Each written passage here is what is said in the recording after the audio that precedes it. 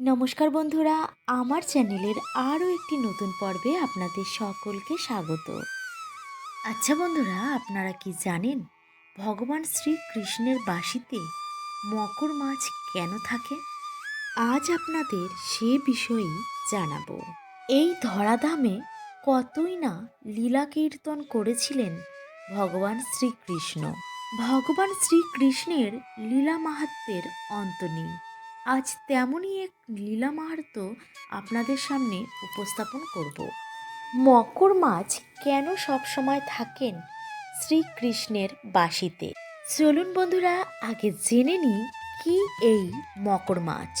বন্ধুরা, একটু খেয়াল করে দেখবেন ভগবান শ্রীকৃষ্ণের বাঁশির একটা দিক একটু বেঁকানো অবস্থায় থাকে।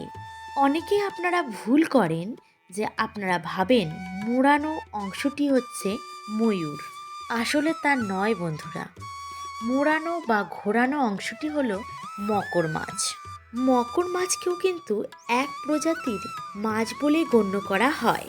অন্যান্য সাধারণ মাছের মতো এই মাছটিও কিন্তু জলেই থাকে। চলুন তাহলে মূল পর্বে যাওয়া যাক। ছোট্ট গোপাল খেলাধুলা করতে করতে বড় হচ্ছিল মা যশোদা এবং নন্দরাজের সবার আদরের কানাই বা গোপাল। মা যশোদা একদিন ভাত রান্না করে যখন রান্না করা শেষ হয়ে গেল, তখন মা যশোদার মনে পড়ল আজ তো একাদশী, আর এই একাদশীতে অন্ন বা ভাত কিছুই কিন্তু গ্রহণ করা যায় না। তখন মা যশোদা ভাবতে লাগলেন, আমি কি করলাম? একাদশীর দিন আমি অন্ন রান্না করলাম, এই অন্ন আমি কাকে দেব? কেউই তো এই অন্ন গ্রহণ করবে না। এদিকে অন্ন তো ফেলেও দেওয়া যাবে না। কথা ভাবতে ভাবতে মা যশোদা অন্নের হাঁড়ি নিয়ে বাড়ি থেকে বেরিয়ে পড়লেন।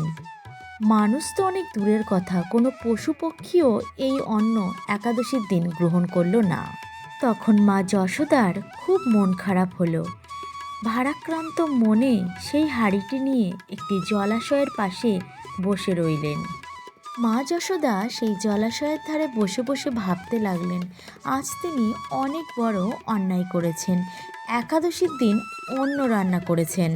এমন সময় মা যশোদা দেখলেন জলাশয়ের মধ্যে একটি মকর মাছ খুব খেলাধুলা করছে।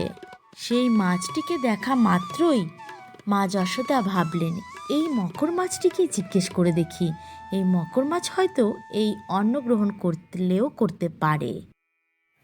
তখন মা যশোদা মকর মাছকে বলল, মকর মাছ, তুমি কি অন্ন গ্রহণ করবে? আজ একাদশীর দিন আমি ভুল করে অন্ন রান্না করে ফেলেছি, আর একাদশী তিথিতে অন্ন ভক্ষণ করা মানে সহস্র পাপ ভক্ষণ করা। আমি নিরুপায়, কেউ আমার এই অন্ন ভক্ষণ করতে চাইছে না।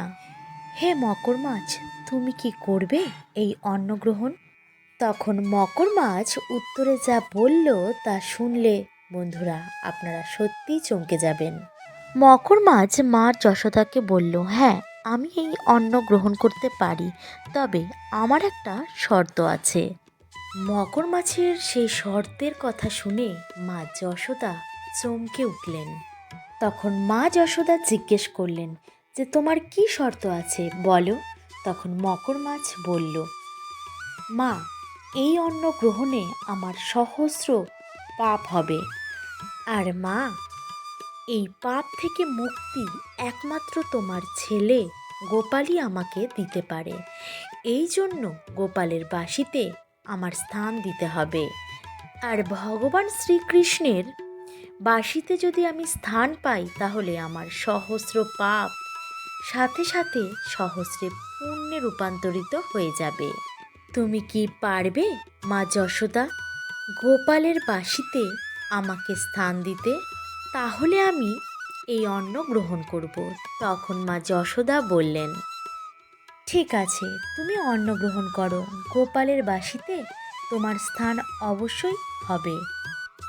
এরপর মকর মাছ সব অন্ন গ্রহণ করল। তারপর যশোদা মায়ের সাথে গোপালের কাছে গেল। তখন মা যশোদা গোপালকে বলল, গোপাল, আজ একাদশীতে আমি ভুল করে অন্ন রান্না করেছিলাম। সেই অন্ন কেউ গ্রহণ করেনি, কিন্তু এই মকর মাছ সেই অন্ন গ্রহণ করেছে। আর এই মকর মাছ অন্ন গ্রহণ করে আমাকে সহস্র পাপ থেকে মুক্ত করে নিজে পাপের ভাগী হয়েছে। তাই গোপাল, তুমি তোমার বাঁশিতে মকর মাছকে স্থান দিয়ে তার পাপ থেকে তাকে উদ্ধার করো। তখন শ্রীকৃষ্ণ এই কথা শোনার পর বলল, ঠিক আছে মা, আজ থেকে এই মকর মাছ সদা সব সময়ের জন্য আমার বাঁশিতে থাকবে। যেখানেই কৃষ্ণের বাঁশি থাকবে সেখানেই সেই বাঁশিতে মকরও থাকবে। মকর ছাড়া কখনোই আমার বাঁশি সম্পূর্ণ হবে না। আর এই কারণেই কৃষ্ণের বাঁশিতে মকর মাছের অস্তিত্ব কিন্তু দেখা যায়। বন্ধুরা, আজকের ভিডিওটি এই পর্যন্তই। আবার দেখা হবে অন্য একটি নতুন পর্বের সাথে। ততক্ষণ আপনারা ভালো থাকবেন, সুস্থ থাকবেন। আর আজকের ভিডিওটি আপনাদের কেমন লাগলো অবশ্যই কিন্তু কমেন্ট করে জানাতে ভুলে যাবেন না। তাহলে চলুন, আবার দেখা হচ্ছে অন্য একটা নতুন ভিডিওর সাথে। নমস্কার।